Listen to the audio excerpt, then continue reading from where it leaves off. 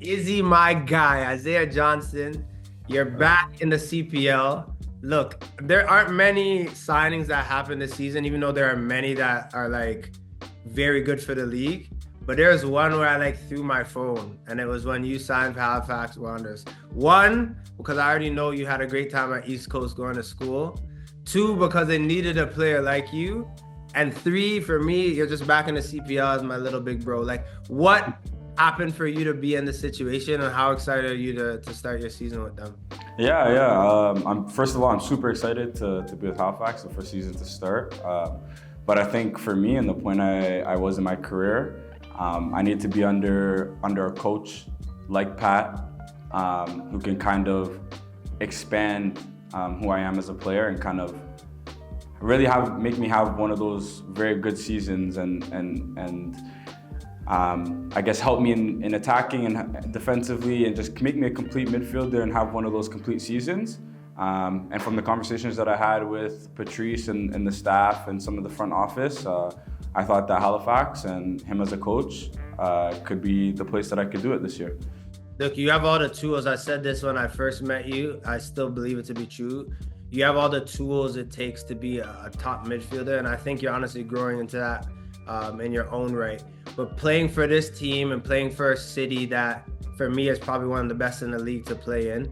What is that like now, accompanying with playing with Pat, probably playing with Rampy, coming back to a city that you know and love, and you're also older, more mature? Like, doesn't this kind of feel like fate for you? Yeah, 100%. I think when the opportunity arose, speaking with family and loved ones, it felt like that really. Coming back to the East Coast, kind of where my journey began at school, and then, you know, I've always said it, me and Rampersad always go at it on the field, but we've always, you know, been acquainted and talked after matches and stuff like that. And to work with Patrice, who's from the Toronto area, I've known for a while, it just all kind of, the stars aligned for me to be here and then to play for the city of Halifax, the fans, the people in Halifax and in Nova Scotia as a whole. They're all amazing, and I've always had amazing encounters with them since school. So it's just a really good feeling to be here.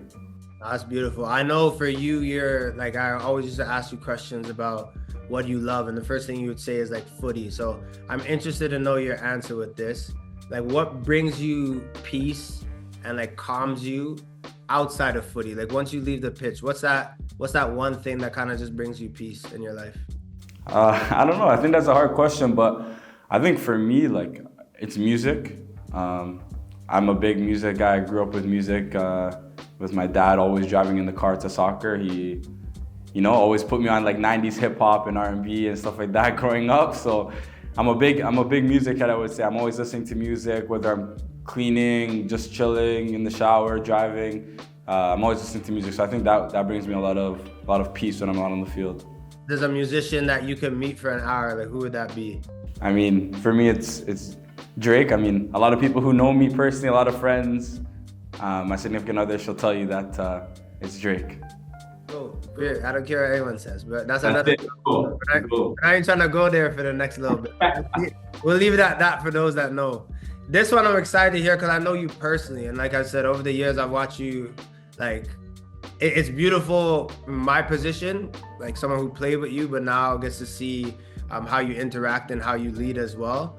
But what advice would you give to 8-year-old Izzy? Like, if you could go back in time and all that you've learned right now, like, what would you give? What advice would you give to your younger self?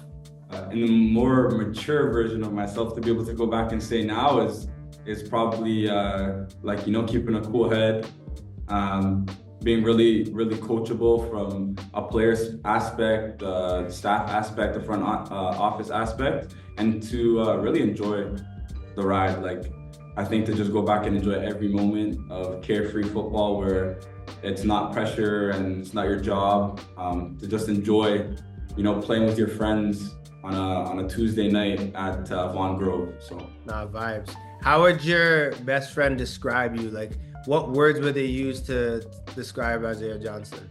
I don't know. I think loud, outgoing. When you know me, I'm loud and outgoing. I think that's always probably been some words to describe me, whether I'm on the pitch or off the pitch. But I think the people around me would definitely describe me as loud, outgoing.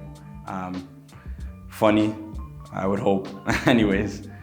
You're a joker still. But what's outside of your phone, what is one thing that you need for an away trip or a travel item that you have to bring? Probably AirPods or a speaker. And more so now, the Bible. I bring the Bible with me on every trip, so that's big for me.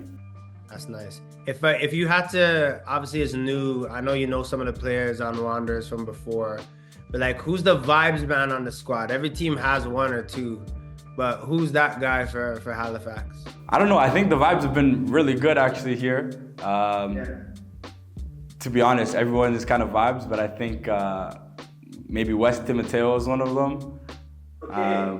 Yeah, he might seem, you know, quiet and shy, but no, he's always cracking jokes. He's always kind of keeping the vibe. Telfer, I know everyone knows Telfer, but Telfer is always keeping vibes, cracking jokes. So, but I would say as a whole, the team, we're all really vibes, you know. Yeah. Nah, big things for you guys, man. You look at your squad and you look at the players that you have, the personalities. You guys can stay disciplined. I mean, it could be scary hours for the league. Absolutely. Yes, for sure. So you know this about me, and like my candy addiction is unreal, like unreal, and it's gotten worse since I stopped playing. Like I've written letters to Maynard's. I'm like, I need my sponsorship because Cherry Blasters, Sour Patch Kids, Fuzzy Peaches, I rinse all of those.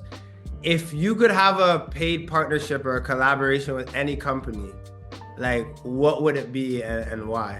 I think I'll stick to your route with the candy route. And for me right now, or the last couple years, because I have a bad sweet tooth as well sometimes, it's been the Nerds cluster gummies. They come in like a blue and pink package. If I could get a deal with them, I think I'd be set. I don't need no other sweets. I see a world with you where like the Boots and Nerds collab, and that colorway is mud. Blue and pink. You get your boots matching the bag of the candy. It's perfect. That is mud. All right, a couple more before you go. Do you have any game day rituals? I tried to listen to a couple of the same songs, like 2 or 3. I always start like my first song before a game has to be a worship song. So I'll listen to that, and then I can go into, you know, something that's gonna get me a little more hype, some rap, some hip hop. The way I put on my socks, I think I would say is a ritual. I always have to cut my socks and stretch them out like right to left first before I put them on. And then I just make sure I do the sign of my faith before I walk onto the field, and that's it. With your team, obviously you haven't traveled with Halifax Wanderers, but you know what it's like being in this league and being in different cities and hotels and whatnot.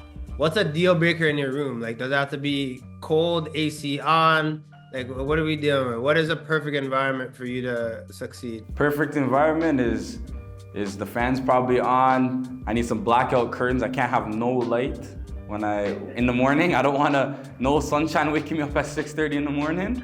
So I need blackout curtains, fan, and I don't know, as long as I have my AirPods on to like listen to something before I fall asleep, I'm kind of good. I don't like hearing no outside noise, especially when I'm sharing the room with someone. Fair enough. 2 more for you. Who would you say is your dog on the team? I know it's new and it could change. I won't hold you to it, but like naturally there's just usually a guy that you just vibe with a little bit more than others. Like, who's that guy for you so far? Yeah, I would say right now I'd have 2 kind of split, but Adam Perlman, he's from you know, the Toronto area. I've known him for a couple years, and then also Wes. I think me and Wes have gotten along pretty well since I've been here. So that's a sneaky one. I had no clue Wes was a vibes man, bro. I'm like vibes. Wes is vibes, man. I'm gonna look at him differently now that you say that. All right, quick one, Izzy. Obviously you've been in the league before. For me, I think I told you this when we played together, but I'll tell you it now. You've always been a talent, but I thought you were like a standout player when you played. And then leaving, you've obviously grown up a bit naturally, but now you're coming back into the league. What would you say the CPL means to you? Yeah, I think it means, for me and my career, it means everything. I don't know if I would be playing football now or where I would be playing if I was playing without this league. and they gave me an opportunity at 18, 19 years old to become a young professional. And as I've matured, I have a big appreciation for the league and obviously a fondness of the league, and that's why I'm here now.